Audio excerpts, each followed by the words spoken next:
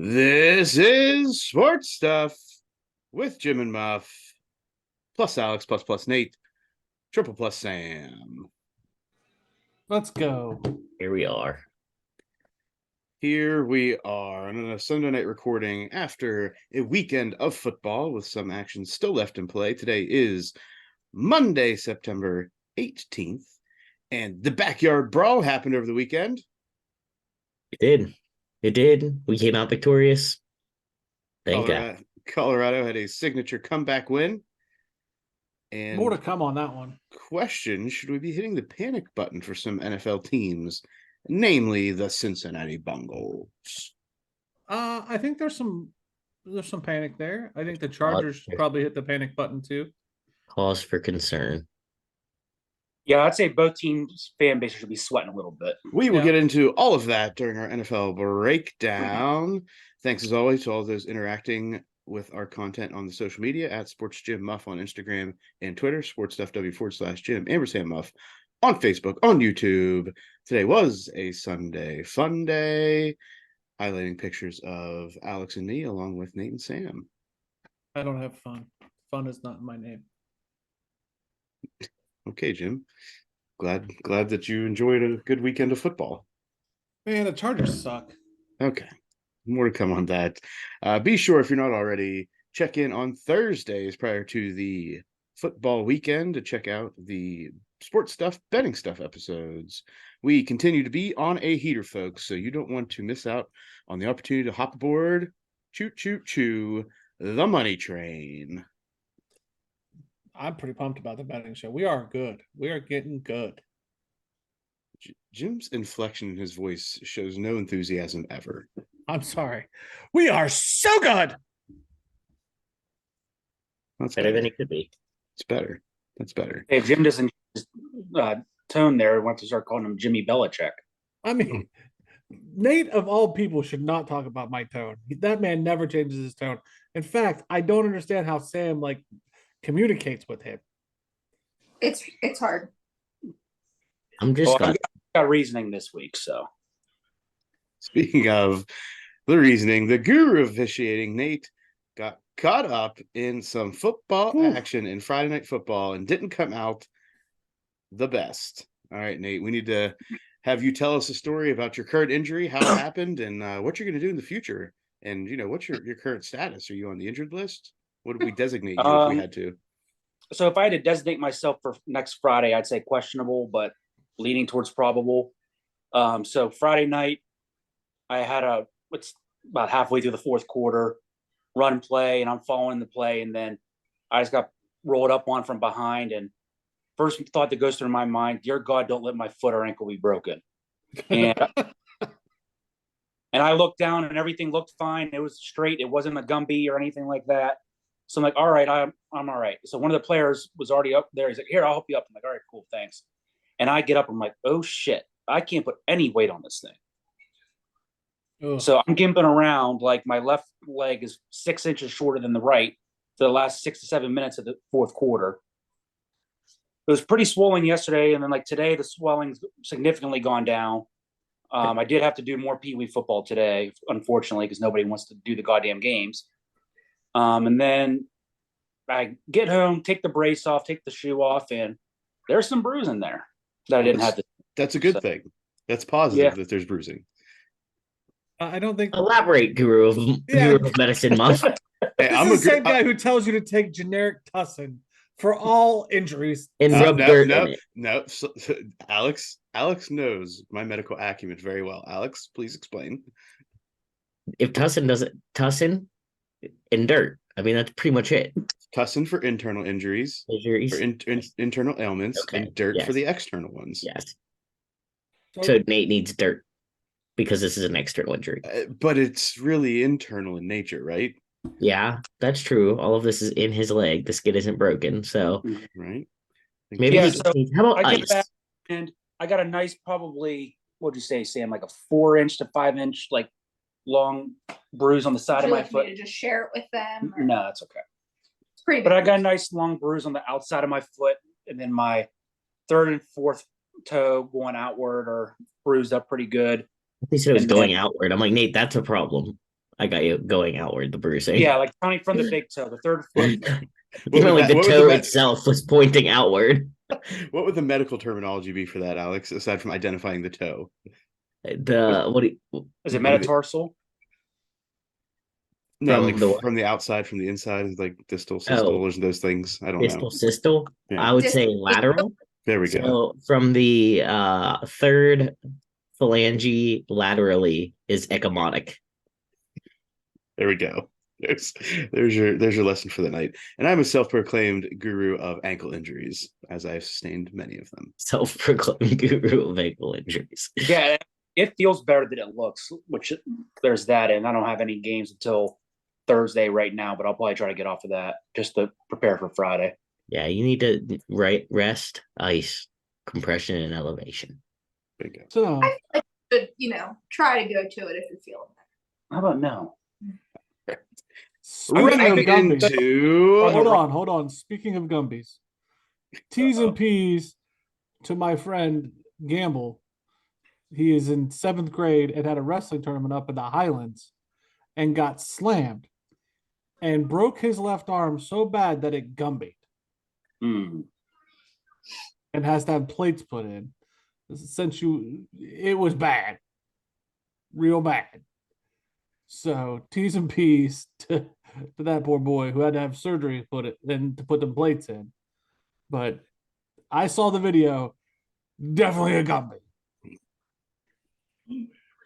Why don't you share- Yeah, why don't you I would share say with the us? X-ray is definitely Gumby. Yeah. Tell the kid to drink some more milk. The slam there, it's the slam that did it. There's not amount of milk that would have helped. He came up and rather than tuck, he posted. And that So just- basically, so he broke his bone. So this is an internal injury. So he just needs tussin, right, Muff? Well, I don't know. Was it a compound? it didn't pop out.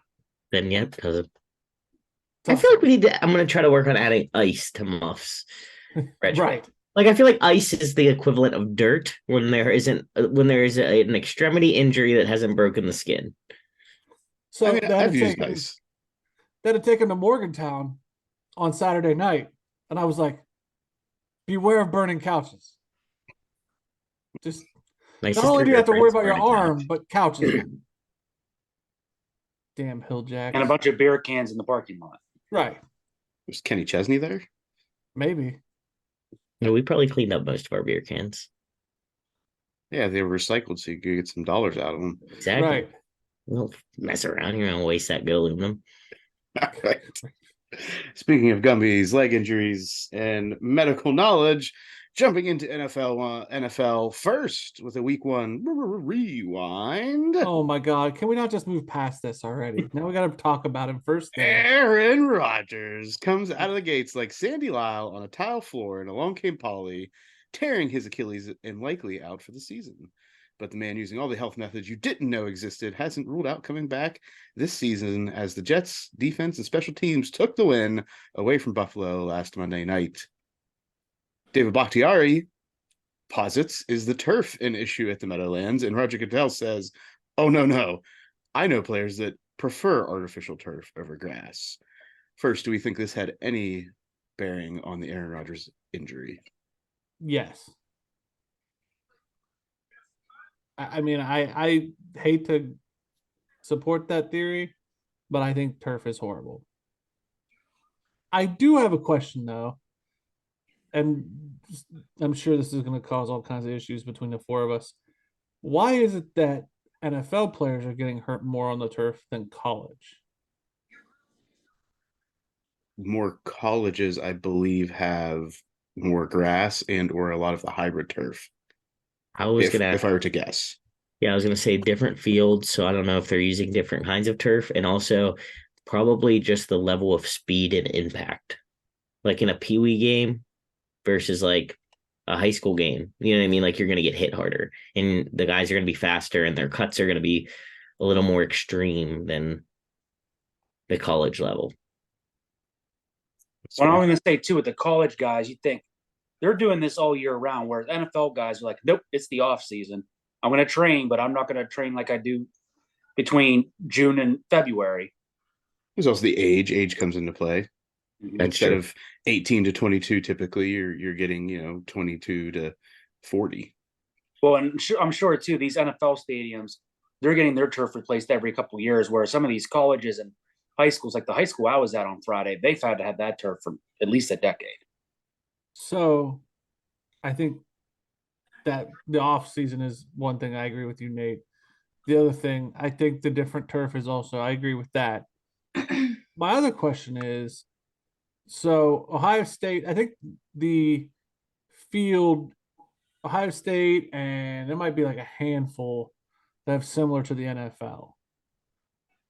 If they know it's bad, why are there still schools signing up for it? They don't know it's bad, Jim. The Yeah, they data, do. the Yes, data, the yes, data they is do. not there. According to the Oh, NFL, they've been tracking this for years, and they have yet to find a conclusive reason why they should make this switch. I disagree. Anyway, I did see a thing that somebody said it only cost $12 million only. Where's this information you're referencing? Where's this available? It's on the internet. Well, you need to let us know where it is. That way we can All right, actually next check time you. I see it, I will bring it. $12 million to replace the turf fields in the NFL. Each or all, I think all. plus whatever upkeep. So I mean, that's not 12 million more. I know Yeah, that, but I'm Might be sure. only just for the materials. Yeah. Yeah, I'm looking it up now. But all right, also, according to something else I saw on the internet, it's got to be true. Aaron Rodgers had the super special Achilles surgery that may have him back by the playoffs, but it had to be a special surgery. I think it's the same doctor that did Kobe Bryant, that did Cam Akers when he came back for the Super Bowl. So sure, it's super special, but he's not the first one to ever get it. Well, here's my other question when it comes to these Achilles injuries. Didn't J.K. Dobbins just tear his Achilles too? We haven't heard jack shit about him. Well, Because- that's because we only care about Yeah. Aaron Rodgers. Well, is Alex, and this is more for you, is there a difference between a tear and a rupture and how that heals or can be repaired? Do you know? No, I mean, there's a difference between a partial tear and a complete tear. I would say rupture is referencing the complete tear. Mm-hmm. So you're going to need some kind of surgery, I feel like, to get that back to where it's supposed to be.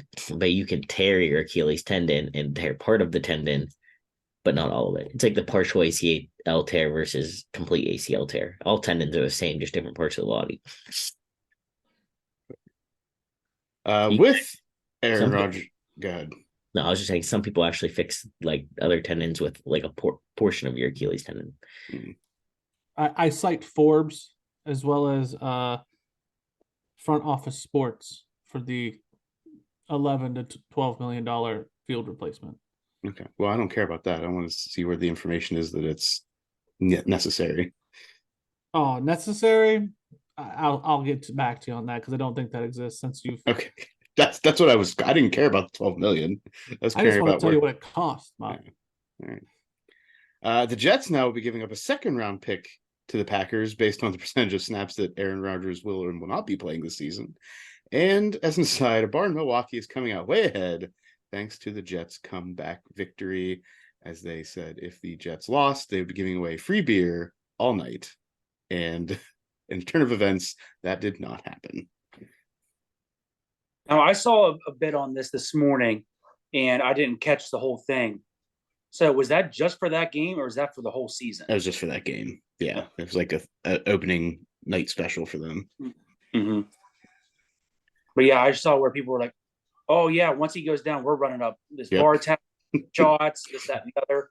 And then it gets late in the game, they're like, "Oh shit, we're gonna have to pay this bar tab." That's the one. Moving into NFL Week 2 in Thursday Night Football, as the Vikings take on the Eagles. Kirk Cousins does his usual, putting up the big stats and leading the way to a backdoor cover, but it's the tush-push Jalen Hurts-led Eagles that come away with the win on Thursday night, 34-28. Devontae Smith, 2 touchdown receptions to the Eagles, while Cousins threw for 4 himself, 2 to TJ Hawkinson in the losing effort. The Eagles still seem to be somewhat underperforming compared to what people were thinking, but finding ways to get the dubs. Is this bad news for the rest of the NFC? No, and we said the panic button at the top of the show for the teams like the Bengals and the Chargers. I think there's a concern button for the Eagles. Hey, with the Because- Vikings. The Vikings are the Vikings. I think this is just how they roll. They'll come back around as we get warmed up in the season or cooled down in Minnesota. But I think the more concern, that's the word I want to use, is in Philly. Go on. I think that I assumed that Philly would just keep rolling and these two teams that they have faced would not cause so much struggle in the first 2 weeks as they have. Well, I mean, the Vikings didn't really cause them struggle. The Vikings scored late to get within one possession. I'm not too worried about that. I didn't say worried. I said concerned. I wouldn't be concerned if I'm an Eagles fan, only because it's the second week and you don't want your guys to be clicking right off the get-go. I mean, I feel like you'd peak too early if that's the case. But, I mean, you got to look at it for what it is. You're 2-0. You're starting to get a little bit better each week. While you're in your research, can you go to the SARS gym and see if concerned and worried are synonyms? I will right now, in fact. Moving into Sunday action. First, the Ravens travel to Cincinnati to take on the Bengals. Joe Burrow and the Bengals start out the season 0-2 for the second year in a row, losing to the Ravens. I don't even remember how many points the Ravens scored. 27. 27-24 in front of their home crowd. Lamar Jackson had 2 touchdown passes and kept multiple drives alive with his legs, leading the team in rushing. Glimmers of hope for the oft on his ass Joe Burrow as he connected on scoring throws twice with D. Higgins, who was without a catch in week 1. Burrow did limp off the field, re-aggravating his calf injury, with more to come in the days ahead on how this will impact his availability this upcoming week. Is it time to push the panic button on the Bengals? That offensive line looked worse. Jamar Chase, they didn't seem like they could get him the ball. They're obviously zeroing in on him. And Joey B, I don't think he can get the ball out, and he's not making enough heads-up plays like he used to because he keeps getting his ass smacked. I'm concerned. I am worried. Hit the panic button. Not good. Not good. Yeah, I think there's a difference between this 0-2 and last year's 0-2. Yes. Like, it just doesn't look like he's like today he started kind of having a rhythm a little bit with T. Higgins. But outside that, like, there's not that cool Jamar Chase, Joe Burrow hookup yet. And I really think a lot of it comes down to the offensive line and not having that same time to let these guys get downfield to have the big play. He doesn't look like he's moving well. Well, he's probably not because of his injuries a little bit. It's starting to add up. Gimped up a little bit. Yep. That's the one. Green Bay taking on Atlanta. Jordan Love did his best Aaron Rodgers impersonation, trying to drive his team in the final minutes after the Falcons took the lead, but the Packers come up short to the Falcons, 25-24. Love did throw for 3 touchdowns to offset a pedestrian rushing attack, which was without the services of Aaron Jones today, hooking up with Jaden Reed twice. The passing attack was also without Christian Watson, but the Falcons did what was needed to get the W. Bijan Robinson tallied his first 100-plus yard game in the NFL, and Desmond Ridder accounted for all of the Atlanta touchdowns, throwing for 1 and running for another. I think both these teams walk away feeling good. I understand Green Bay got the L, but both teams can walk away feeling good. Green Bay has a foundation to build on. Atlanta's 2-0. Yep, which is shocking. I think Green Bay looks good. I mean, Atlanta's 2-0, but I think Green Bay looked like a good team. Big fan of Jordan. If you're Green Bay, you got to be a little bit concerned with that outcome. I had to have thought, even without Christian Watson, Aaron Jones, this is a game you should have won. Yeah, I see your point. I mean, I think it was a short spread as far as anticipation of the outcome. I think it was less than 3 points. So, I mean, Vegas was predicting a close game. So, Atlanta just came out on top of the close game. I think Jordan Love has proven himself something you can build off of. Well, here's the only other thing with Green Bay is at the end of the third quarter, they were up by 12. And they got outscored 13-0 in the fourth quarter. Yeah. That'll hurt. Defense is concerning. I mean, the Packers defense is supposed to be their strong suit this year. Like that was supposed to be the group that was supposed to support Jordan Love as he continued to develop. So we shall see. The Raiders taking on the Bills. Buffalo recovered from their Monday night loss to the Jets, taking care of the Raiders 38-10. Jimmy G threw 2 interceptions without Jacoby Myers in the lineup this week, thanks to last week's concussion. Josh Allen tossed 3 touchdown passes as they spread the love around, but not as much to Stephon Diggs. And the Bills held the Raiders to 55 rushing yards total. Josh Jacobs with -2 yards on the ground to improve to 1-1. Jacoby Myers healthy. Is this a different game? No. I still think the Bills win. I mean, maybe the Raiders put up another touchdown, but I don't think it significantly changes the outcome. No, this is the rebound that the Bills needed. Yeah. They made the adjustments necessary. Bingo. In one of the 1:00 overtime games, the Lions came back to score 10 points in the final 3 minutes, sending the game to the extra period only to fall short as the Seahawks scored a touchdown on the opening overtime possession, winning 37-31. DK Metcalf counted for the highest receiving total for the Hawks, despite playing most of the game with a ribon injury.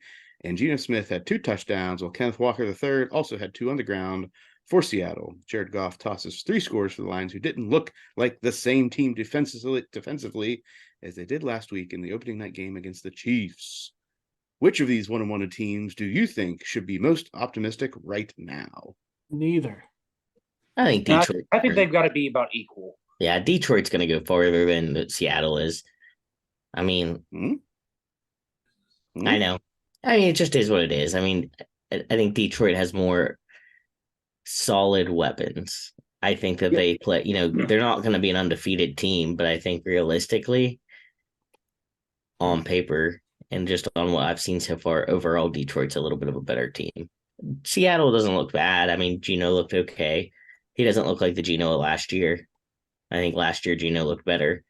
But I think that he looked okay. He interrupted the official. He's been like, this is 2 weeks in a row with like a, not hot mic, but a mic'd up kind of incident involving Geno Smith. We had last week's, oh my God, as Aaron Donald rushed at his face. And this week we have, I'm trying to talk to America. Not from him, but from the official. It's a hilarious way to say that too. Like, hey, I'm trying to talk to America right now.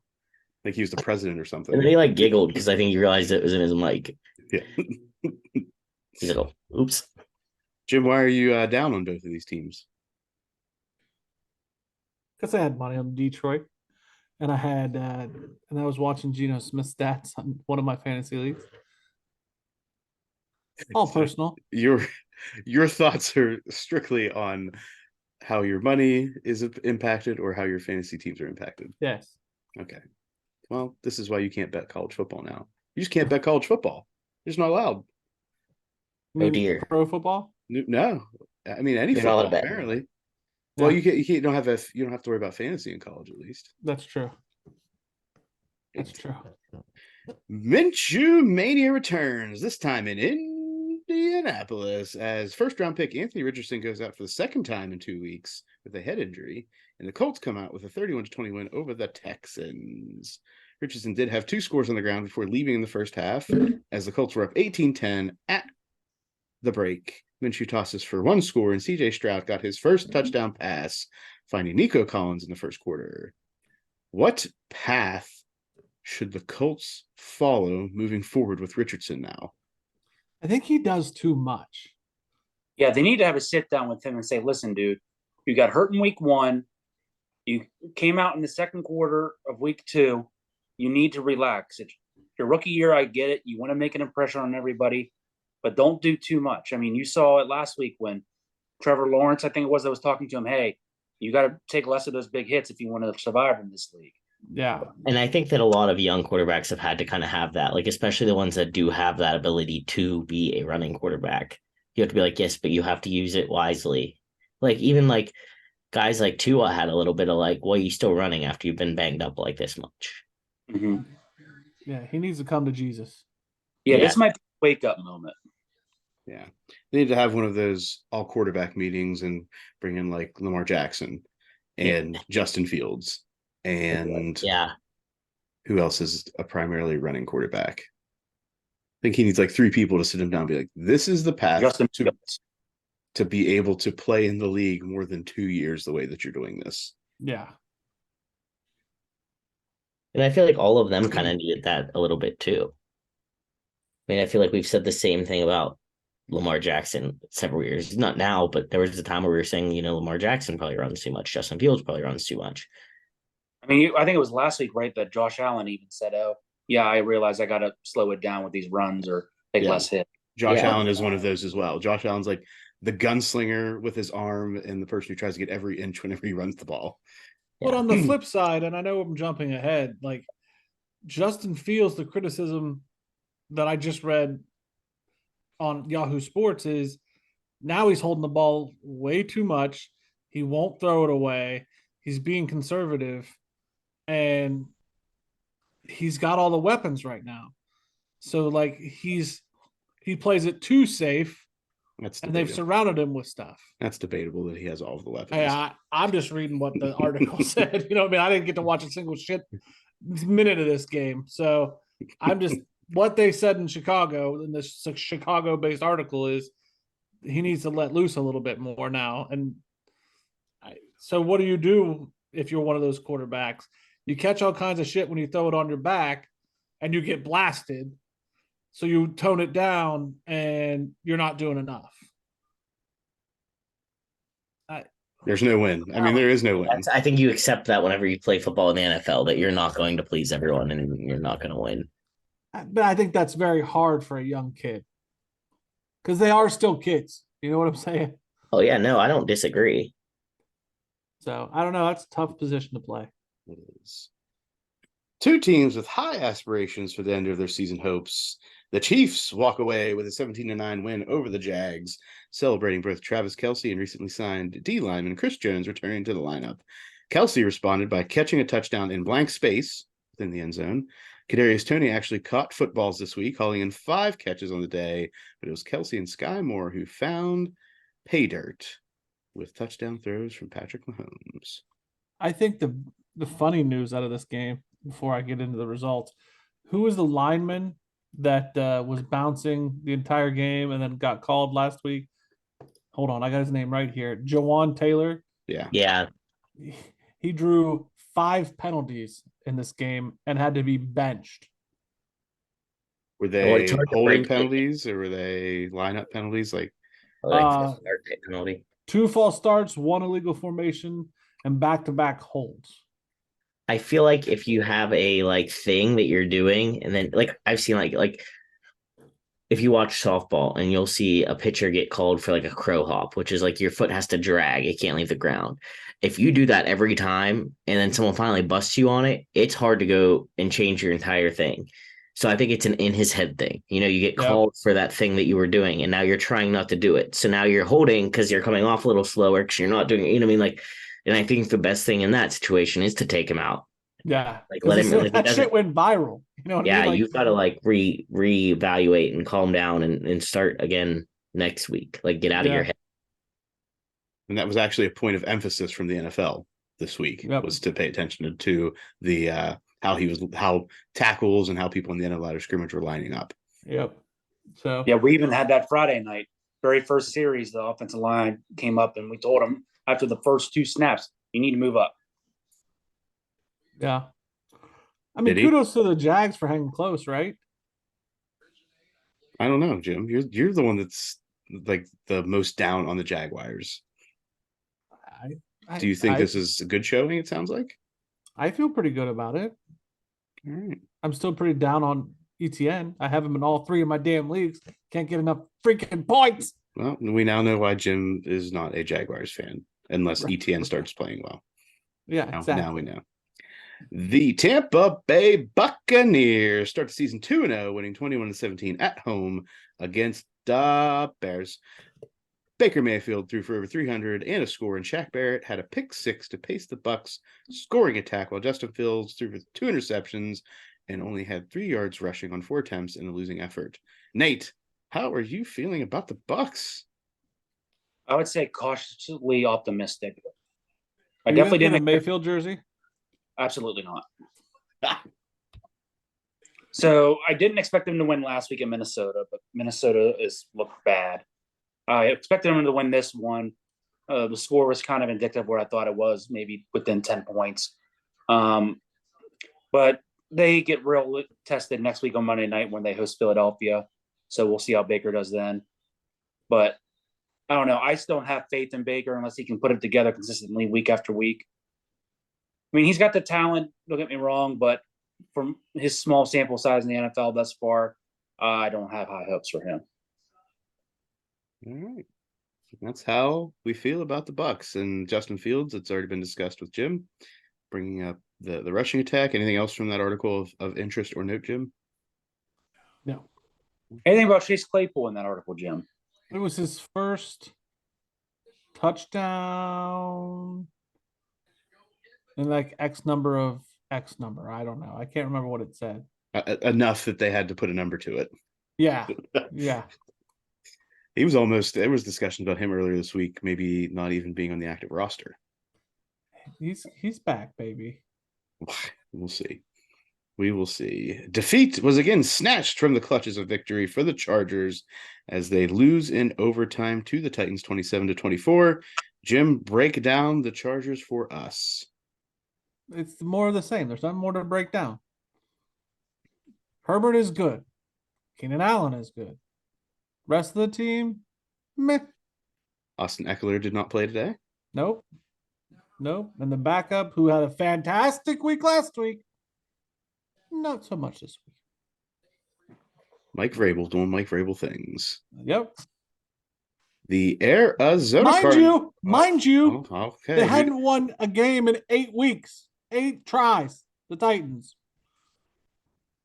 Today, that's their chance. Who'd you have on either of these teams on your I stayed way away, buddy. Oh, who'd I have? Yeah. Herbert and Allen.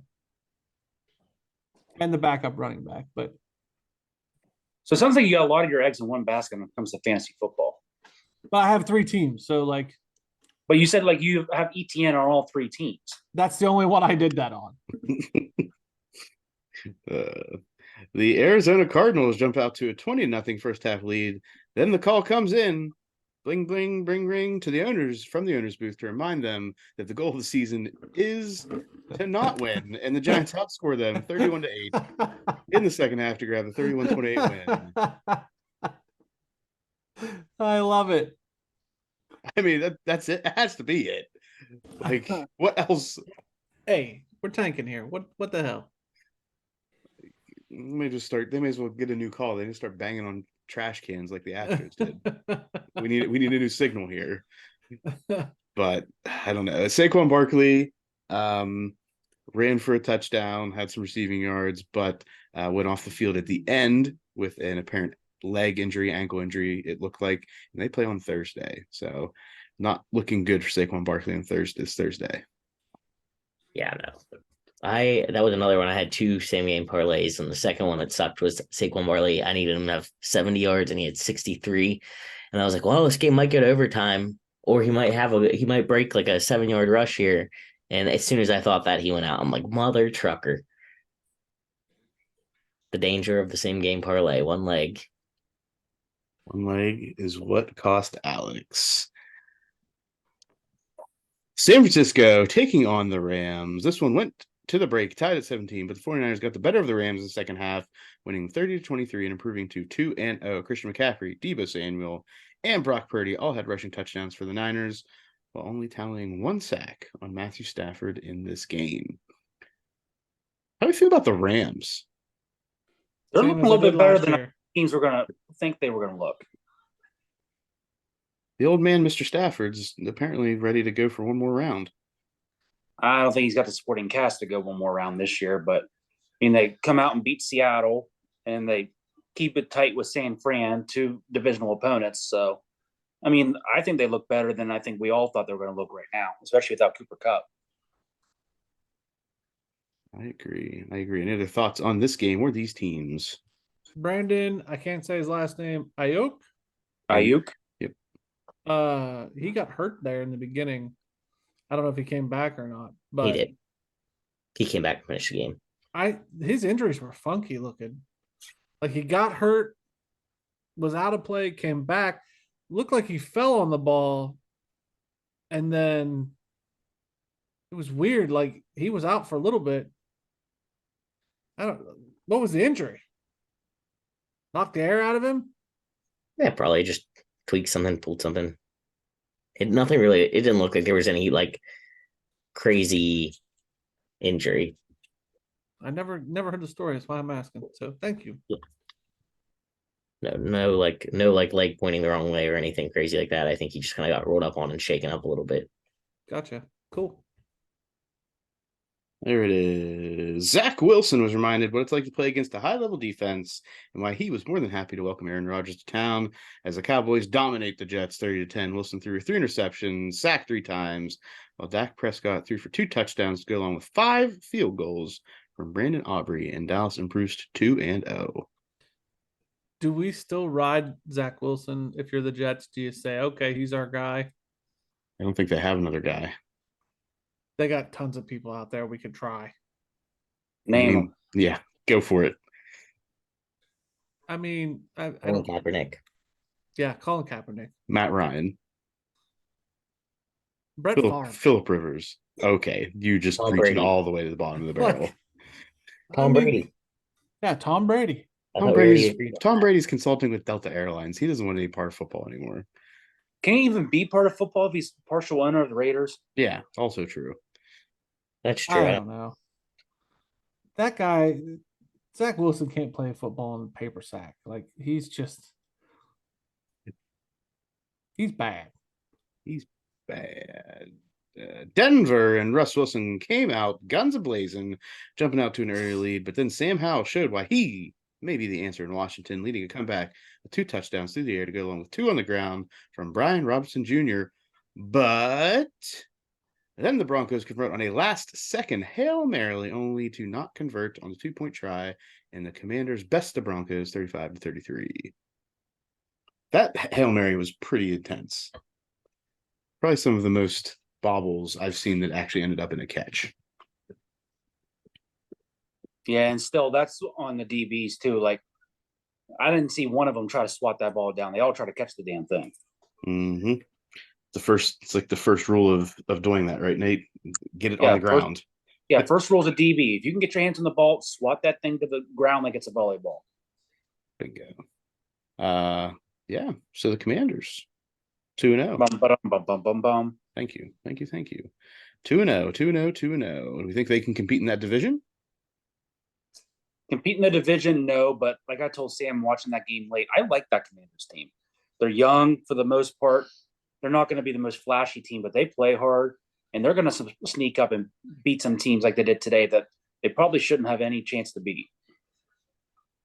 There we go. Well, yeah. I agree with that. Sam Howell doesn't look terrible. Very serviceable for a young quarterback. Brian Robinson looks good. Yeah, they can do I some don't damage think this year, but I mean, they can at least mix things up. There it is. All right, into Sunday night football with a live look in of the Dolphins taking on the Patriots. What do we got going on? So Patriots are currently driving under a minute to go, down 3-0. Okay. All right. Low scoring affair in New England. And to the double dip happening on Monday night tonight, New Orleans Saints are taking on the Carolina Panthers and the Cleveland Browns traveling to Pittsburgh to take on the Steelers. Who do we have in these matchups, starting with the Saints and the Panthers? I think the Saints defense is a little bit ahead of the Panthers offense right now. Plus, I'll take Derek Carr and his experience in a primetime game over rookie Bryce Young. So give me the Saints. I am also on the Saints. Yeah, I was going to say Derek Carr or Chris Olave matchup. I think they take down the Panthers. Care. Because you have nobody, you don't have a bet, you don't have anybody in your fantasy team. Got it. This is in New Orleans, right? And hold on. I think it's in Carolina. Oh, that's my guess. I just saw verse. Yes, the game is in Carolina. Oh, well, I still say Saints. I was definitely going to say Saints if Carolina had to go on the road for a primetime game, but okay, Jim, don't care. Browns Steelers. Who we got? Brownies. Sorry, there's a little bit of a fumble rooski. Risky. I'm not worried about, as a Steeler fan, I'm worried about this game. Not because I think our defense keeps up with the Cleveland Browns offense more than they did with the 49ers. I just think the Browns have a pretty good defense right now, and I worry about us moving the ball against them if we're just going to continue the dink and dunk of old. Right, Myles Garrett is going to be out there crossing people up on the offensive line. Exactly. Which it doesn't bode well for changing the dink and dunk because we're not going to have enough time to get anyone down the field. So, Nate, how are you feeling? I think Matt Canada's going to come out and about play 2 or 3. We're going to see a jet sweep. But yeah, after the way the Steelers offense looked against San Fran, I would be concerned. I mean, that and the Browns looked really good last week against Cleveland or against Cincinnati. So I can see why Alex would be concerned. So I think the Steelers have got to get off to a fast start tomorrow or tonight if they want to make even a slight chance to win this game. That's it. And that wraps up this week's NFL breakdown. Bring us into college football week 3. I'm excited for this one. Go ahead, Jim. Lots to talk about. Take it away, buddy. Well, really, the first thing is the backyard brawl. Alex, go ahead, buddy.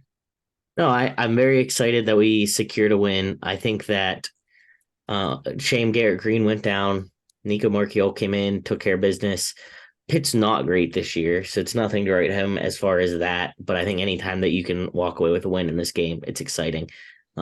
It's proven time and time again. I know they haven't played in a while, but every year it's a good game, whether the teams both suck, they're both good, one's bad. I think just the energy that's brought to the stadium is good. It was nice to get a little revenge after they beat us last year.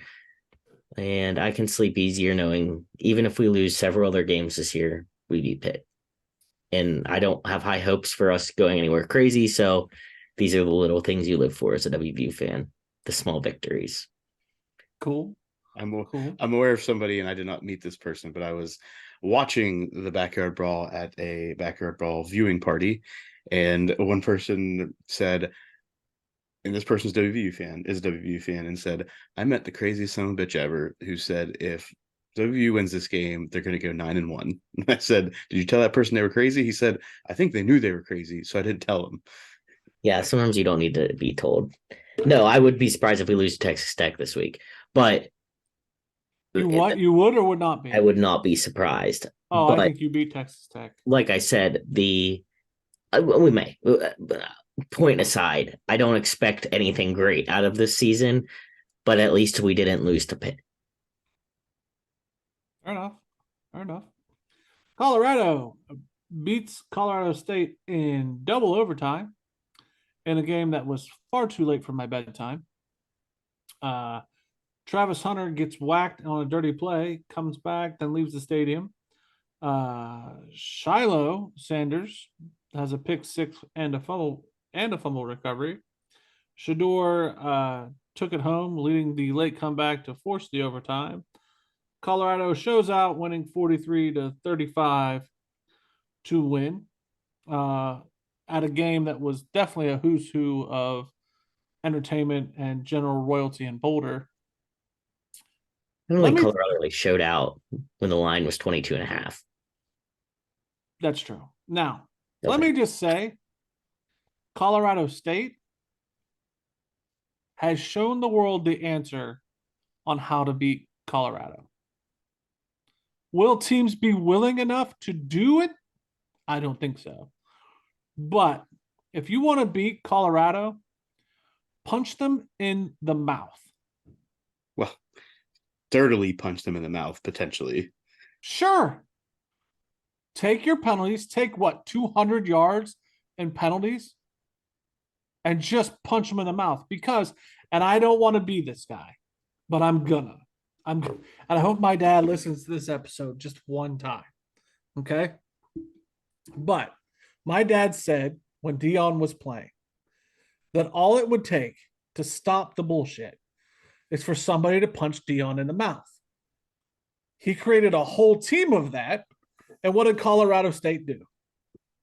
They goosed him up. They said, my mama taught me to, when I talk to someone, I take my hat off and my glasses.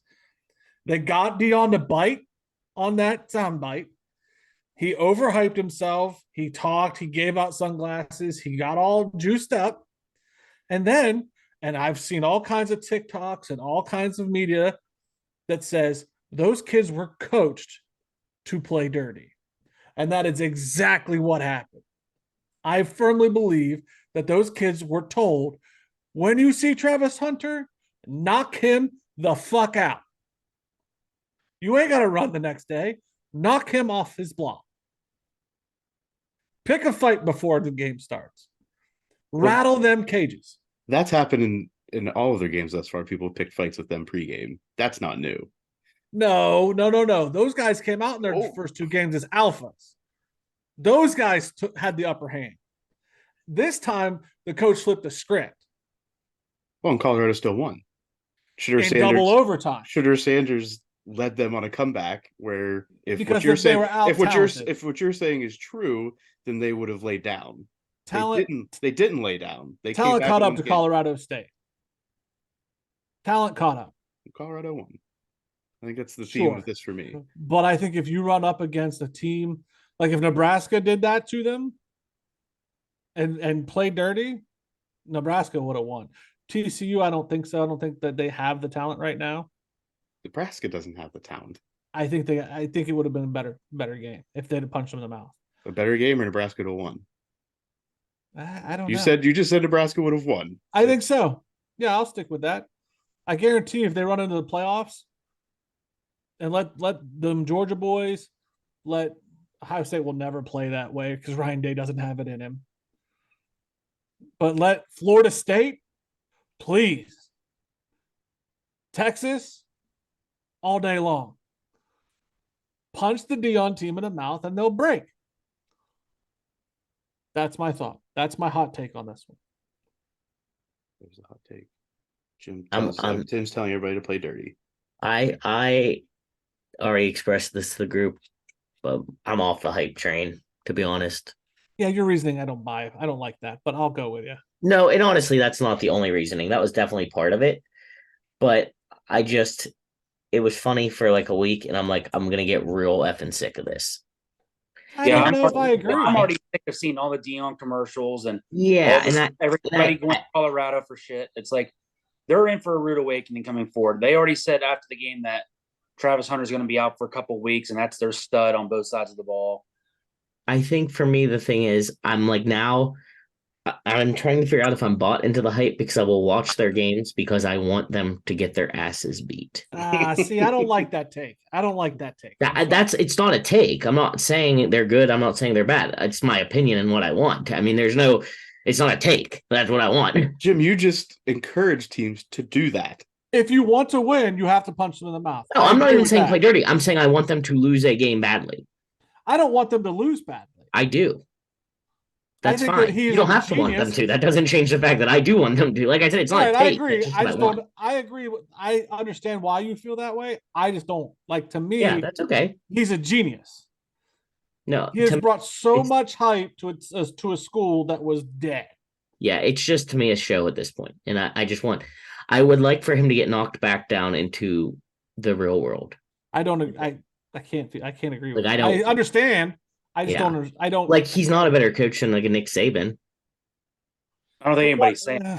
I know that, but I'm saying people are flocking out there to play for him, which is fine because they want the hype. They're not, and I'm not saying he's a bad coach, but they're going out there for the hype, for the Lil Wayne pre-game concert, the Lil Wayne coming out of the tunnel with you. That's what they're going there for. They're not going there because he's naturally the most talented coach out there right now. But that's the way the system is, baby. That's fine.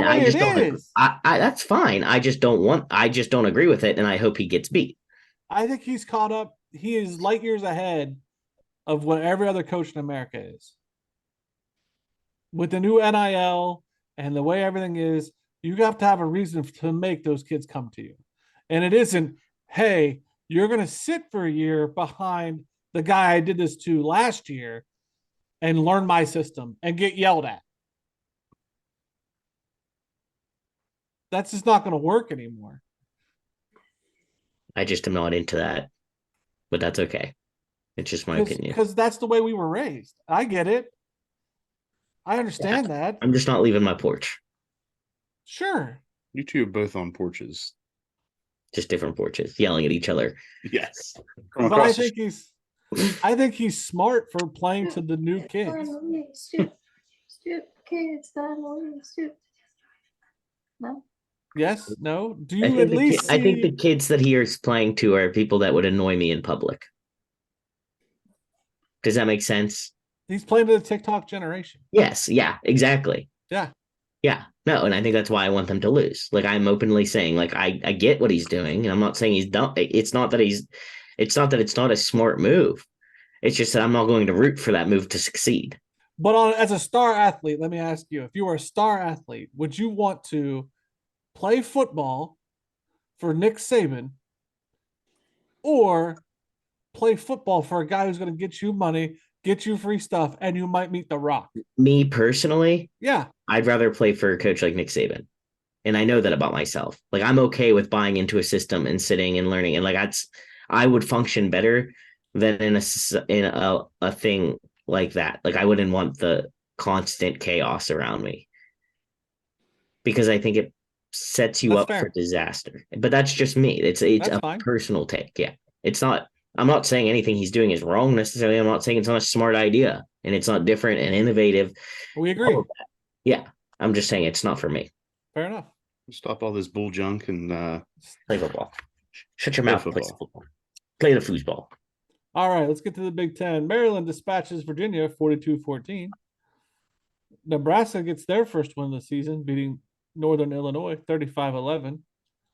I think that win, the margin of victory, is a shocker for me. Northern Illinois, not a bad team. Nebraska, that's how they should have won. Syracuse improves to 3-0, beating Purdue 35-20. Syracuse looked good. And I can't figure out if it's because they are good or they played Purdue. Or both. I think it's Yeah. a bit of both there. I'm say a mixture. Indiana beat Louisville 21-14. Wait, no, they lost 21-14. I was like, wait, that's not right. I watched that game. Indiana just can't get the motor firing. I watched that game. Probably should have beat Louisville, but they just kept stubbing their toe. Indiana. Yeah. Wisconsin recovers from last week's loss against Washington State, beating Georgia Southern 35-14. Duh, probably should have. Rutgers improves to 3-0, covering against Virginia Tech 35-16. Virginia Tech is Not good. not good. Yeah, they're going downhill fast. Not good. They're not good. As a WU fan, I like to see that too. Michigan State without Mel Tucker lost 41-7 against number 8 Washington. Yeah, Washington's good, but this was not an expected outcome. What part of this was not expected? I expected this in every way possible. You thought it'd be that big a blowout? Run back the tape to last week's betting show. I agree, but that big a blowout? I said they were going to win by 28 plus, Ooh. and I was correct. Minnesota lost 31-13 to number 20 UNC. I thought UNC looked good. I mean, I really did. Drake May's Drake May. He's going to show out, and he should show out against inferior opponents, of which Minnesota is. You really think so? You think they're inferior? Is that the word you want to use? To North Carolina this year? Yes. Okay. But I wouldn't say in general. We want to go back 20 years? What are we doing? This year's all I care about. No, I'm saying inferior against their peers this year. North Carolina is an inferior, or Minnesota is an inferior opponent to North Carolina. Oh, that's fine. But I'm saying inferior against the rest of the Big Ten. They're middle of the road. Okay, thank you. That's what I was looking for. Number 21 beats Duke 38, or number 21 Duke beats Northwestern 38-14 in what should have happened. Muff, go ahead and do the Iowa. 25 Iowa explodes for 41 points, proving me right. And they beat Western Michigan 41-10. Did you guys watch the TikTok? Yeah, there's some family things going on that would lead to hopefully more points being scored. That if they might have to fire the offensive coordinator, Junior Ferentz, if more points aren't scored. It's contractual. Well, yeah, Yeah. they wrote it out like it was like an anti-nepotism clause, so that way it's in. It really does. Like I was telling my dad about it, and I was like, and like he said, it makes sense. It takes the pressure off your dad to have to fire you. It comes down to this is the agreed upon thing. If you can't do it, I have no say in it. This is what they have deemed the necessary requirements. So we should be taking more of the overs. That No. doesn't mean it's gonna happen. That's just the Man's contract. life is on the line. Right. Number two. Since I didn't see this, and I don't know if all the listeners did, what exactly is in the contract for points? I think it's averaged of 25 points a game. Now, what happens if they go on and let's say they finish the year like, I don't know, whatever they are now, let's just say for a round number purposes, I know they play more than 10, but let's say they finish like 8-2 or 7-3, but they win like these low scoring games like 17-14, 17-10, whatever. I think it's just He gone. cut and dry. Even if your team's that good, even though you're a low scoring team. I think if they won the national championship, they might look back on it. But I think outside of that, he gone. Yeah. Yep. Number two, Michigan beats Bowling Green 31-6. It was close in the beginning. It was close. Like What if was you're it? 6-7-6? like 17-3. If you're an Ohio State fan, batten down the hatches, baby. Burn them down. New coach, new quarterback. Yeah, Big blowout for I Michigan. understand. But if you were in Columbus, holy shit, the sky's on fire. See, I feel like for Michigan, it's just like, okay, we're going to go out here. We're going to go through the motions and just beat who we're supposed to beat. We don't care what the score is. It's what it should have been. I agree. Good win for Michigan. That's the difference between a coach with NFL pedigree and college coaches that pander to college fan bases. Yes. We're going to leave Ohio State for last. Number 7, Penn State travels to Illinois, uses their defense to take away a 30-13 win.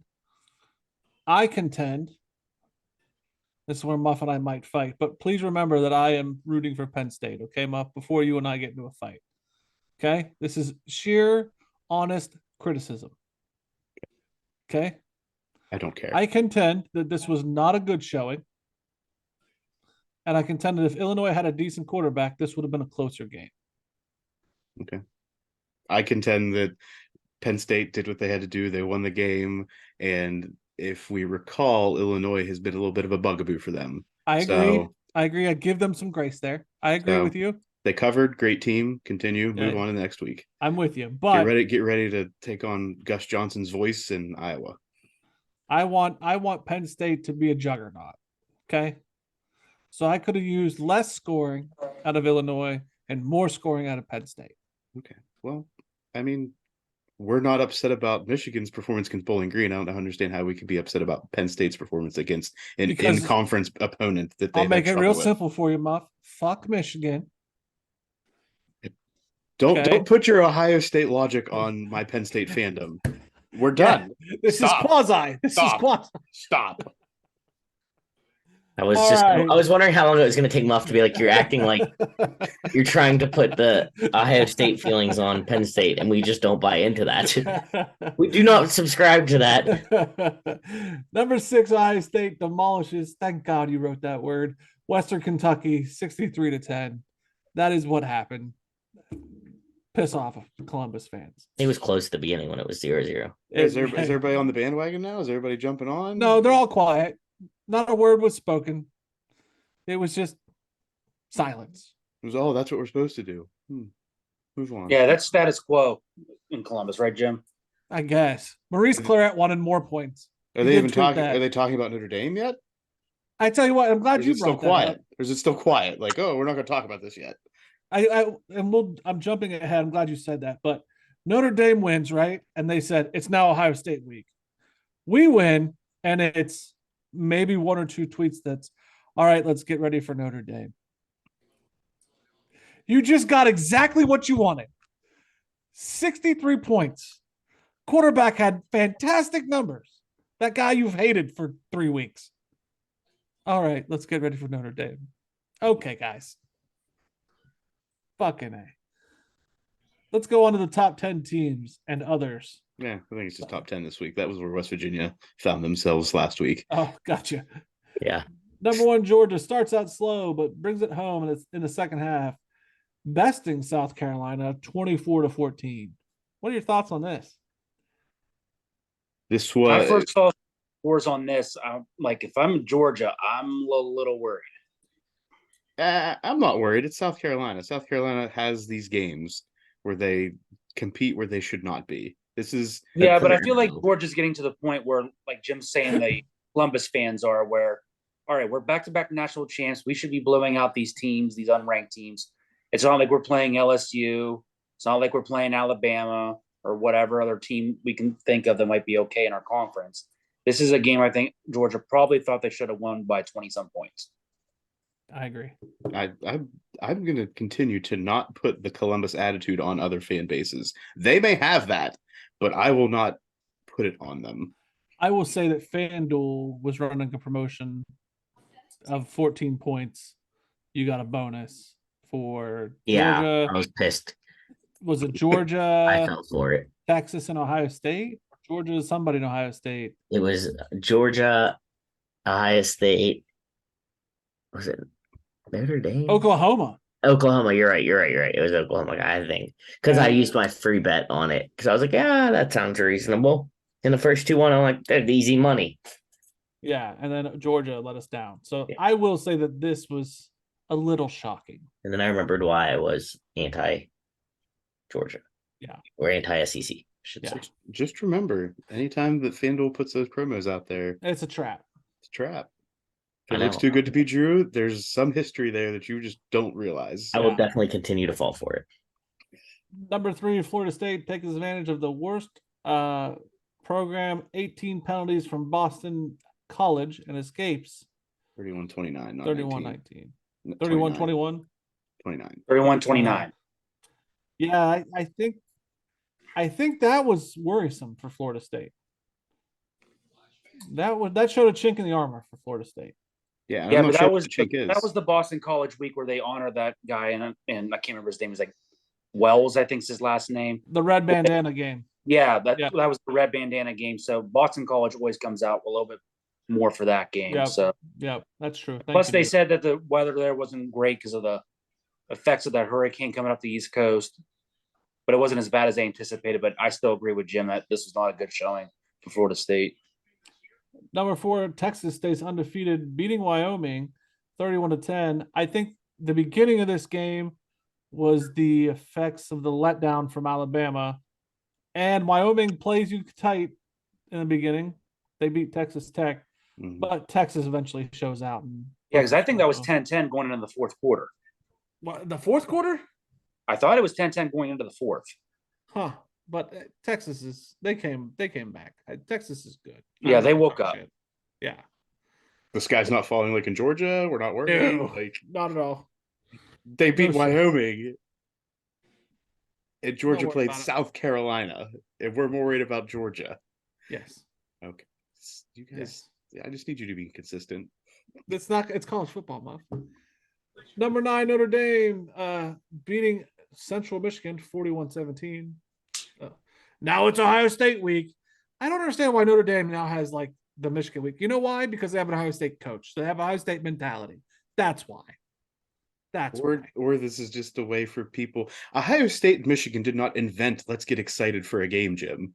We realize this, right? To declare it a week. I don't think that this is Rutgers week. I don't think this is like a novel concept. No, because that's not a real. I mean, we joke that that's a rivalry, but Penn State does not get up for it. Shut up, Alex. Do not change I will not. now. I will not.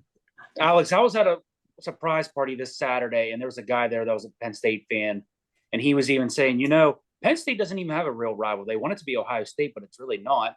Ohio State's rival was Michigan. So who's Penn State's rival? Rutgers. Rutgers. Default. Okay. I mean, it used to be Michigan State because they played them in the last game of the year, and it was for the land grant trophy. Yeah, but now Michigan State's kind of falling off. All right. So I mean, that's it. And Rutgers is on the. I just try to say that like Michigan and Ohio State didn't make this up. I'm sure Auburn and Alabama do this, Jim. I'm sure hate week. I'm sure like what Harvard, Yale. I'm sure they have that too, and they've been playing just as long, if not longer. Yeah, guess what? There were memes all week about Pitt and WVU. Yeah. That's the Backyard Brawl. Well, what about West Living and Wheeling? Yep. All right, we're moving on. Alabama struggles to find their quarterback, but wins 17-3 against South Florida. Nick Saban retiring this year. That's there's reports out there that have said that there's been family discussions about this being his last year. He walked through that tunnel and his hair was all disheveled and he looked like he aged 5 years at the end of that. Because he's putting up with Pat McAfee. I don't know. That looks so every bad. Thursday. Taking years off his life. Every Thursday. I mean, if I'm a fan base, I'm really hitting the panic button if I'm Alabama's fan. Yeah.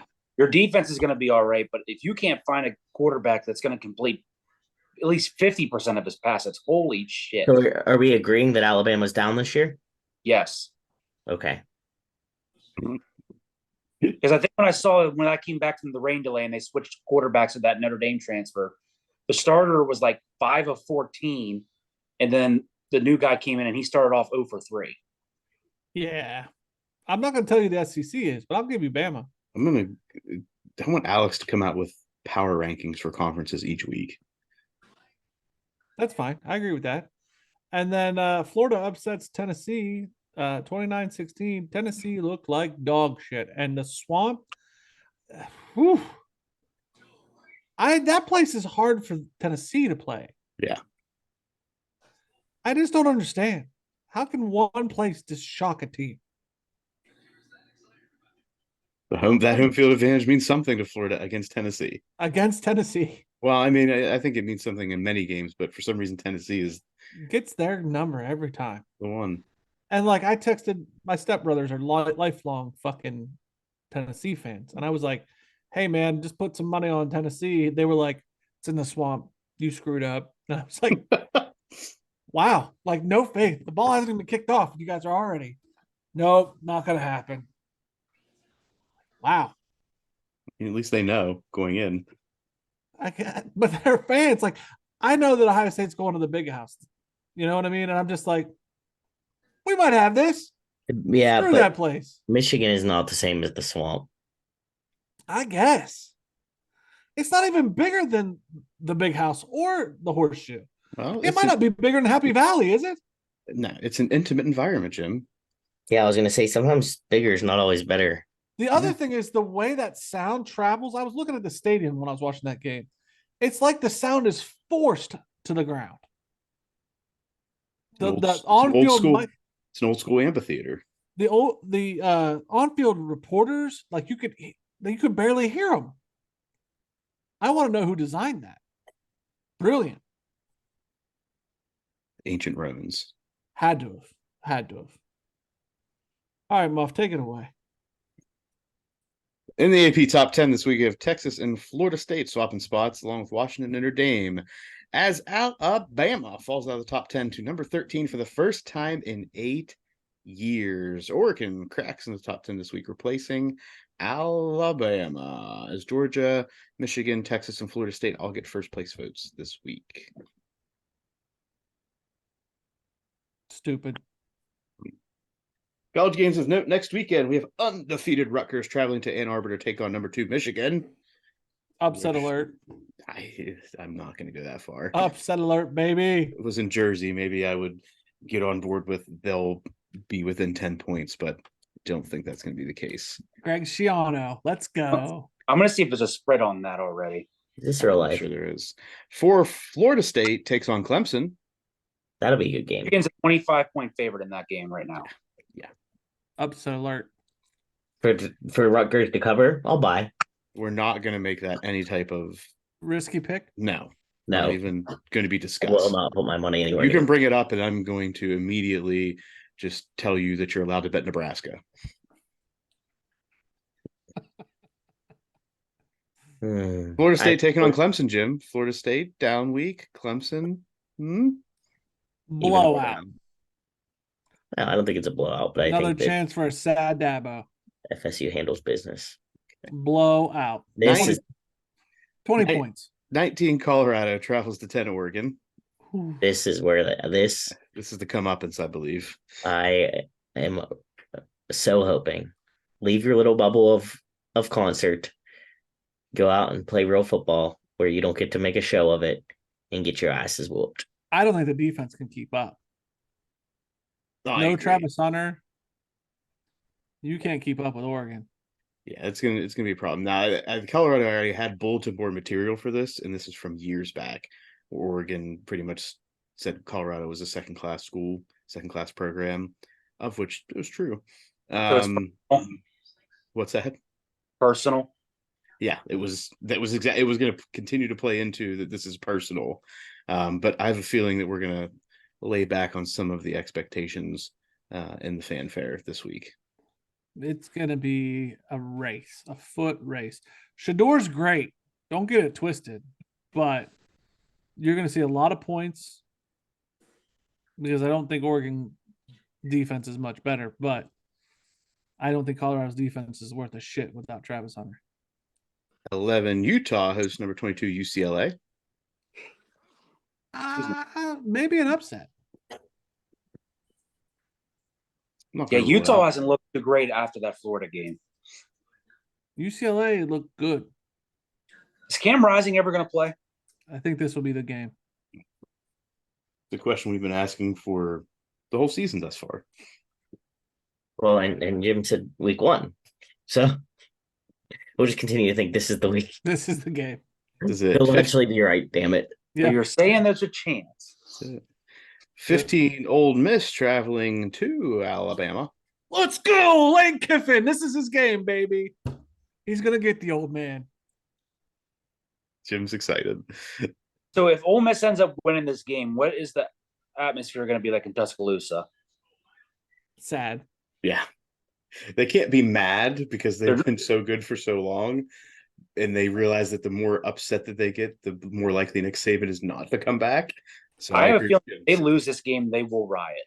No, it's just going to be sad. It's going to be like when Ohio State lost to Iowa at Iowa. I remember that. Where it was just when they were waving to cancer kids and they were like, well, we can't be mad. We have to wave. But like we're losing and this is just sad.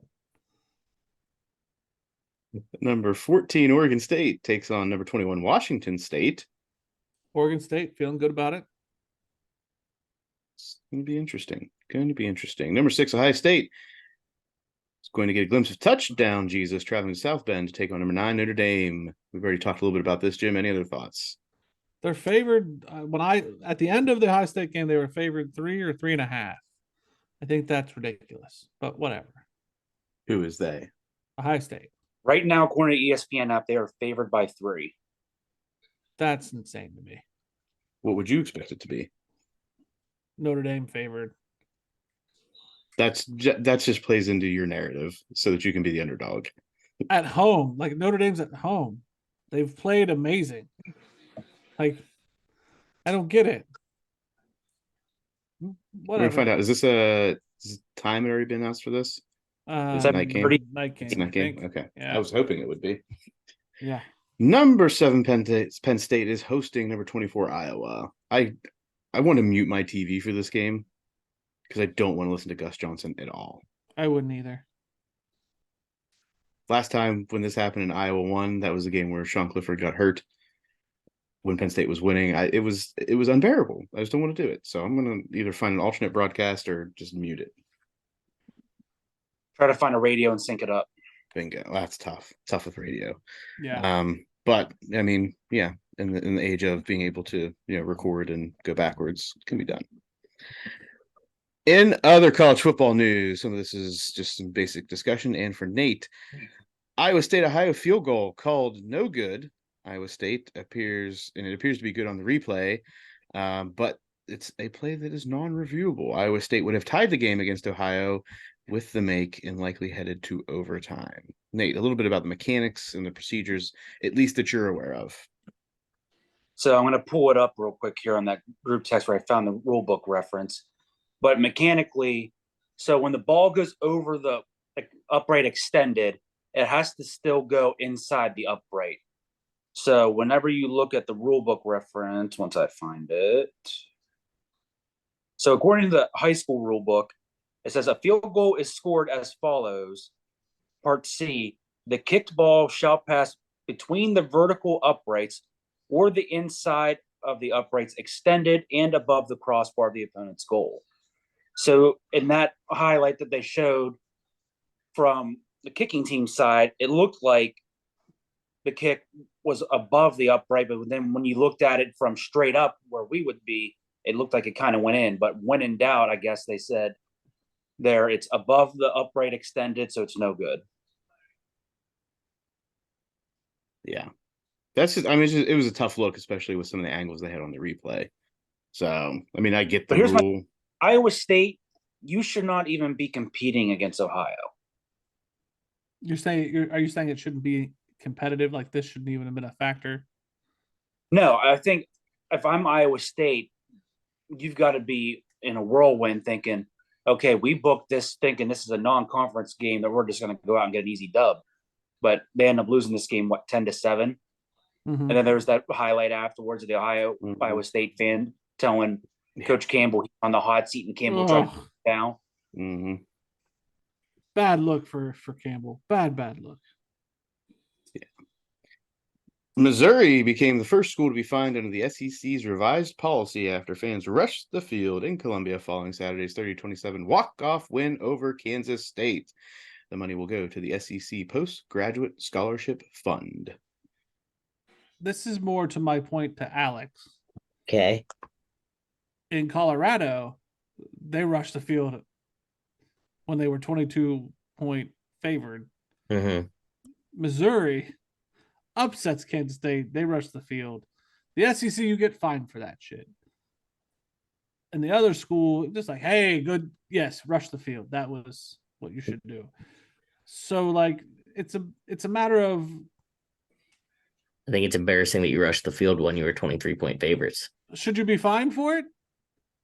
I mean, if every other school is getting, I think it should be a blanket rule. Didn't they rush the field after they beat Nebraska too? They've rushed the field, I think, every game. I mean, I mean, you're. That's what I mean. It's just fucking annoying. 1-11 last year. I mean, are you just going to make this a normal thing? You rush the field when you win? Come on. That's what I just think it's annoying. I mean, yeah, I think they should get fined. I think that if Missouri gets fined, I think that they should be fined. Now, Missouri, I don't mind them rushing the field there because that's a big win. Yeah, it's an upset. Yeah, I have no problem with rushing the field. Team, and the kid just completely demolished a 61-yard field goal. Like, let those kids celebrate that. But, like, Dion needs to come out and say, look, guys, we're expected to win these kind of games. Why are we rushing the field? Yes. It's like if they were to, in a couple of weeks, if they host USC and they beat USC, yeah, you can rush the field then. But now you can't because you do it every game. I don't understand rushing the field, beating your rival in a game you're expected to win, even though you were 1-11 last year. Like, save the rushing the field for games that are actual big games, not just because you won in overtime. Like, WVU beat their rival and didn't rush the field. Like, I mean, yeah, it wasn't like a overtime. They had other things to tend to, Alex. There were couches in need of burning. Exactly. They took it. They took it, and they did what we were expecting them to do. But like, I thought the rushing of the field when you beat someone you're favored to win by 23 is just obnoxious. Okay. And like Nate said, we do it every game. Every game, we're gonna rush the field. All right, that wraps up college football talk for this week, which brings us into other interesting news in sports. Other interesting news in sports. No. Mm-hmm. How about it, Jim? Joe Exotic, whose real name is Joseph Maldonado Passage, wrote a letter to Joe Burrow that he posted on social media. In his letter to Joe Burrows, I'm sorry, it hit my head. Joe Burrows. You just hear him saying it. Yeah. Exotic asked for 20 grand as down payment to hire attorneys and added that Burrows should be willing to give him the money since they both are associated with the Tiger King nickname. So basically, he says, Joe Burrows, I need you to get me out of jail because we share this nickname. Basically, the thing is, the fans are saying Joe Burrow is the Tiger King. Joe Burrow has never used that nickname, hates that nickname, and Well, I would too if this is what you're associated with. Right, and has said, I've never seen the show, but I hate the concept of the show because I don't like animals in cages. But the Tiger King himself, Joe Exotic, wants him to pay for his legal fees. I bring this up because the person who cuts my hair was like, you need to talk about this on your podcast. And I said, I will do it. So this is for you, Nicole. So Joe Exotic is doing Joe Exotic things. Did he ask him to come hang out with the farm and be his fourth husband? That would be wild, wouldn't it? I bet that's in the letter too. We just didn't get to that. Right. No, for Joe Exotic and all these weird ass claims and requests, he needs to just wise up and reach out to Antonio Brown. Oh, those two that's could such be a a good match made in idea. heaven. Yeah, that's the matchup he should be going after. Do you think Joe Exotic even looks at Antonio Brown as like, you're just a special level of crazy, man. I don't need that. I don't know. I mean, Antonio Brown, CTE, catch the energy. But I guarantee, like, Joe could be like, I have CTE from tigers hitting me in the head. I bet it could work. Ooh. I can see him trying at least. Wild. All right. In the NBA voted to approve new rules related to strengthening players' resting policy, rules and punishments for star players that include nationally televised games, in-season tournament games, and sitting multiple all-stars together on the same night. Pretty much the NBA just got pissed off enough that the fans were upset that they would purchase tickets in advance and they would not see any of the star players playing in those games. See, this is the only league, I guess, really outside of baseball that you got to really worry about stars just taking healthy rest days.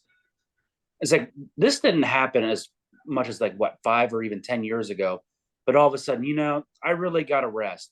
80-some games is a lot. It's like you never see a hockey player, given they're built different, take a night off as a healthy scratch if they're a star player.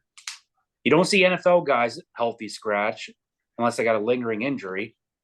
Baseball guys, yeah, they get a rest day every once in a while if they're not performing, but it's different. NBA guy, well, I just don't feel like playing today. Sorry, guys.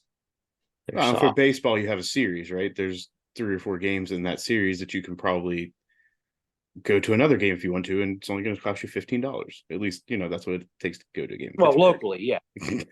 But still, I mean, I get that. I mean, you have all these other guys that you don't want them just to ride the pine all year. You got to see what you got in them and give them an opportunity to showcase why they should stay on the roster.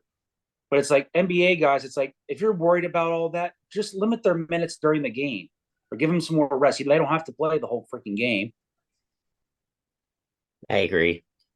At least give people the benefit of seeing these people or just be forthcoming about it. But it's hard because if I was going to go to an LA, if I really wanted to see a Lakers game, I'm going to start planning it now for, later in this upcoming season. And it's even if they give you a week notice, once your tickets are paid for and your flight's booked, if I'm not going to get to see LeBron, I'm going to be pissed. But that's a risk you take. Well, that's I like Kobe's method on that. It's I don't care. I'm playing every single night because you never know. You could have that one family that they save all this money up and they were sitting on the nosebleeds and it's the only game they could ever make it to. And I'm just going to take a night off. No way. No way. That's what it could be. In Major League Baseball, Shohei Ohtani has been shut down after attempting to get out an oblique injury for the rest of the season to get any necessary procedure for his elbow and start his recovery. He was clearing out his locker in LA on Friday, and this was reported on Saturday, I believe. Yeah, his days in LA are over. Yeah. Yeah, as they should be. They don't need 2 generational players out there just not getting any attention or winning anything. Yeah, so that's going to be the storyline is going to the offseason is what's going to go on with his elbow and who's going to sign him. And if and when they do sign him, is he just going to DH for the first year? Be it. His pitching days are very much in question. He is doubtful. He's doubtful to make the start anytime in the next 1 to 2 years. I think if anything, with how good he is, and you're worried about his arm, put him in the bullpen and make him a closer. Yeah. Mm-hmm. I agree with that. Which we've talked about. When that first happened, I know we talked about that a little bit. Everybody, we have an update. We haven't been updating for a few weeks, but we have an update on the Pittsburgh Pirates. They won 1 of 3 from the Yankees this weekend to reach 70 wins, a number that wasn't expected, and mathematically, the Pirates are still in the hunt for a wild card spot. But realistically, not a chance. Not a chance. They haven't had a chance since July for any of that. But still. When did the season start? March. April? Okay, they haven't really had how the other day. I know they blew at least one of the games. Because when you told me that guy got hit in the head, I put the game on. And I was like, oh, it's a good game. Oh, look at us taking a lead. And then I stopped watching it in like the 8th inning thinking, we're 5-3, that's good. And we lost 7-5. And that's when I realized that Pirates don't actually have a chance. But mathematically they do. But still not terrible. They sniffed 500 to some degree. It's still sitting there. Our thoughts are with Yankees reliever Anthony Masuich, who Alex just alluded to, who caught a 100+ mile an hour line drive to the left side of his face on Friday night. He was taken to the hospital and was released on Saturday. I have a feeling it's going to come to something later in baseball. They're worried about the pitch clock, and now you see all the batters wearing that flap on their helmet to protect their face. Something's going to come about with these pitchers where they're maybe going to start wearing like the softball mask. I mean, I've already started wearing like the cushion and the hats now with the pitch palm too. So, I mean, this seems to be happening more and more every year. So I'm wondering if there's going to be some sort of stance taken or something that's going to happen. I agree. Because also Masuich joined plate umpire Jordan Baker, who left a Saturday game after being struck with multiple foul tips entering the concussion protocol. Somebody who's been behind the plate, Nate, how much does that hurt? Depends where it gets you. I've taken a couple of foul balls straight off the mask, but I mean, these are coming from high school kids who are only throwing, I'd say, 70-some the most. But whenever you got guys fouling pitches off in the mid to upper 90s or some dude's touching 100, I don't care what kind of helmet you got on, that's going to hurt. Yeah, the faster in, the faster out. Mm-hmm. Bingo, bango, bongo. The Major League Baseball playoff spots starting to become a reality as Dodgers and Braves have both clinched their divisions in the NL, while the Orioles and Rays have clinched playoff spots in the AL. That's baseball. That's baseball. In hockey, the NHL is considering changes to its digitally enhanced dasher boards. DED, dead. After fan criticisms during their debut season, the digital ads faced criticism from the fans during the first year for everything from technical glitches to disruptive artificiality to the way some moving advertisements detracted from ongoing play. Is this the boards around the ice? Yeah, so that is not. Thank God.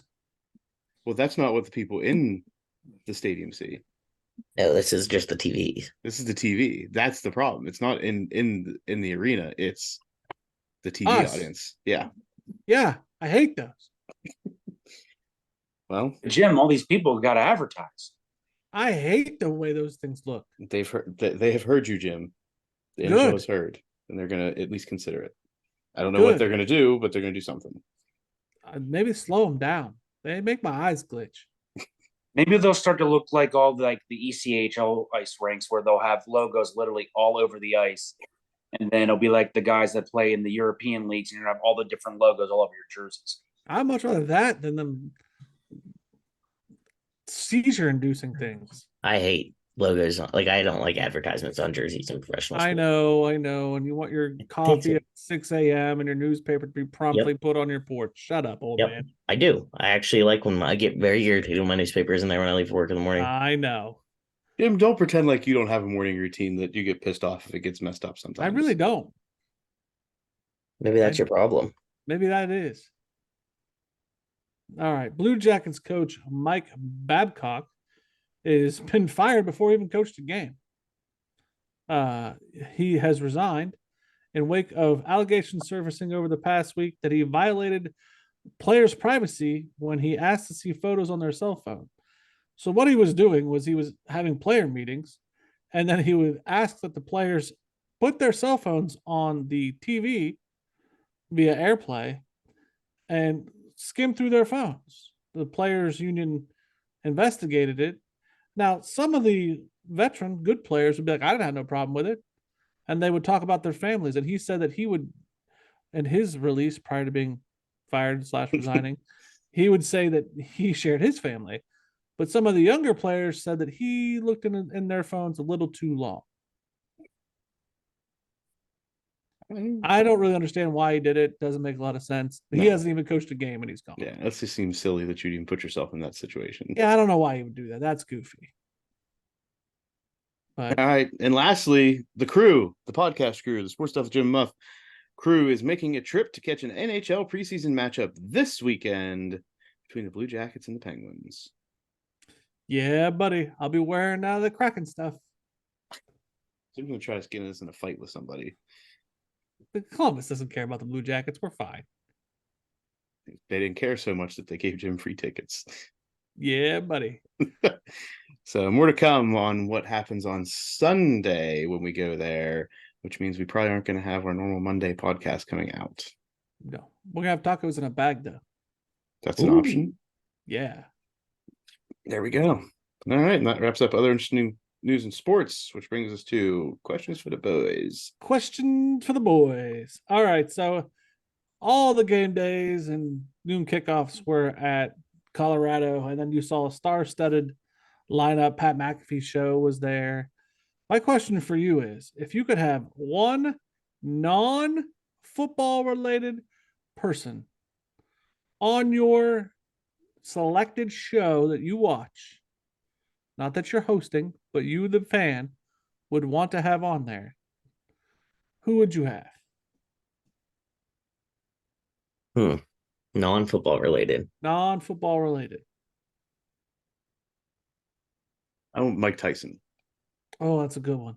Damn. Well played, Mike. I don't know if I could listen to him talk. With. It'd still be good to watch. It's hard because everything I'm thinking of is football related. Right. Give me Howard Stern. Ooh, Howard Stern. that would be hilarious. Mm-hmm. I agree. That would be fun. I want Burt Crusher. Okay. Oh, that's a good one. Yeah. It'd be funny. Be fun. My mind's set in and this isn't fair, but as just because I've seen Matthew McConaughey do some funny stuff with Yeah, football and stuff, someone like him, maybe not necessarily him, but I do like him as a person. He's very handsome. Oh yeah, he's good eye candy. Very good. I'm just kidding. I'm just teasing. But seeing him, I think he did a great job with Pat McAfee on the sidelines for his thing. Yeah. He was on it. So, But that was late night. He'd have to be drunk. You know what I mean? That's true. You need buzzing. we could start drinking in the morning. Can't drink all day if you don't start in the morning. The Rock did. Why not? Exactly. They were drinking Terramana all over that set. Yeah. I know they downed that bottle quick, didn't they? Mhm. Oh my God. So that was a very entertaining show on Friday. It was good. It was good. Is that your pick, Alex? Yeah, I'm gonna go with it. All right. Next question. ESPN game day. They have their three people. Joey, Kurt. They have four. Lee, and then whoever the other guy is. I can't remember his name. Who's Joey? Joey Gal. Not Joey. I want it to be Joey. Pat McAfee? No, the guy from You're thinking Kurt Kirkstreet, Lee Corso, Pat McAfee. Howard, and Chris Fowler. Yeah, not Pat. Pat's not one of the picks. So of the four, He's on the show, though. who would you like to meet? Herbstreit. I want to meet Lee Corso. See, I feel like that was the go-to answer, but after reading Herbstreit's book and the way he came up from radio up into ESPN, I think I'd want to meet him. Yeah, Herbstreit'd be good. At this point in time, though, I'd like to meet Lee Corso because your time to meet Lee Corso is dwindling. That's where I'm at too. Man, all of you have raised great cases. Who do you want to meet? I was gonna say Lee, but Nate messed me up. I'm gonna go with Nate. I'm going with Kirk Herbstreit. Ugh. He would be my pick outside of like the sentimental version, the like not sentimental, but the I guess sentimental reasonings for. Okay. Question 3. In their prime, and I use the word no pun intended, The Rock versus Dion in a fight. The Rock. Yeah, that wouldn't even be fair. The Rock. Yeah, The Rock. Do you smell what The Rock is cooking? I think Dion. Dion, he just has to make In him a run street around a fight? little bit.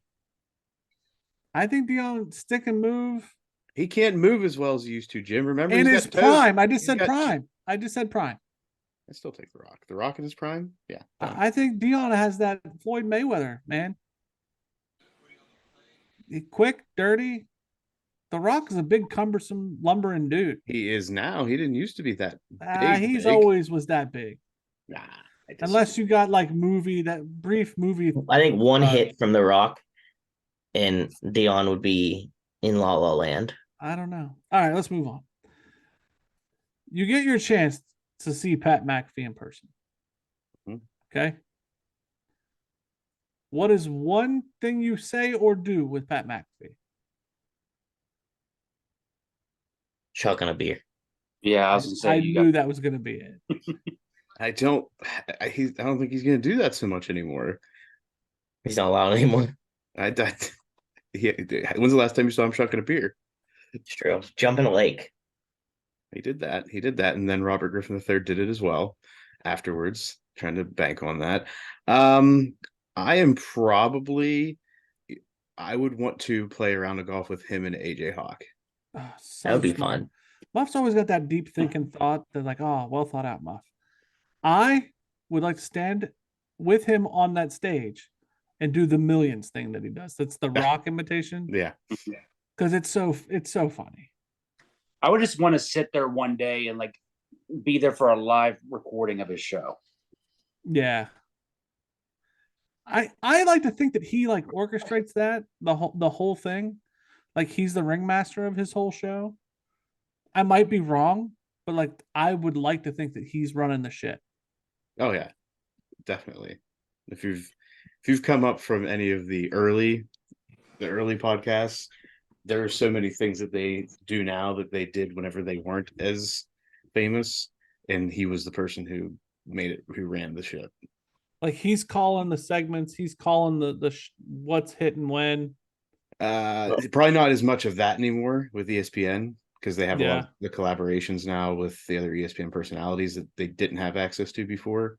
But prior to with ESPN, they talked about how they did the majority of their own bookings. And that Friday show was smooth. Like, and he had a lot of things that he had to orchestrate. The Rock, Dion, Stephen A. And it was pretty flawless. Well, yeah, because he kind of came out whenever he signed with ESPN and said part of it is the ease of saying, like, I want to meet with this guy and having someone else do it. He's like, it was our job to go find the guy, find a time that worked, find a way to get him here. Now it's just like, make this guy show up. Then he shows up on SmackDown in Denver. Mm-hmm. Well, him and The Rock both were there. Does a segment and then shows up the next morning. Like, how much sleep do you think he got? Not much, and he's talked about that before. How football season he usually puts on like 20 or 30 pounds. There had to be zero sleep. Because but at least in this case, he was lucky that Denver and Boulder are only like half hour away. Right. But that show went on live on the East Coast, right? Right. At 9 p.m. SmackDown wise. Mm-hmm. So 7 p.m. in Denver. And he didn't like stop at the end of that show. So him and The Rock partied. I don't know with the boys. I don't know if they partied. I guarantee. You think The Rock's saying let's down 5 more bottles of Terramana this afternoon? Guaranteed. Yeah, The Rock who wakes up and goes and works out at 4 a.m. I don't think so. 100%. One cheat meal a month. 100%. Him and Pat McAfee partied with those wrestlers after the show. Oh, after the show Yeah. on Friday. Guaranteed. I thought you were talking about after the live show. No. Partied after the wrestling show, then had to wake up at 5 a.m. for game day. Yeah, I don't know if he partied that much just because of that. Not sure. necessarily because of who I don't know. he's. He was in Colorado, and he's not afraid to say that he's on the good stuff. So he probably slept pretty good for as much sleep as he did get. Wild. Anyway, that's questions for the boys. All right, that wraps up this week's episode of Sports Stuff with Jim and Muff. Remember, get with us on the social media, get with us on YouTube, subscribe, comment, rate, review, poke, like, tickle.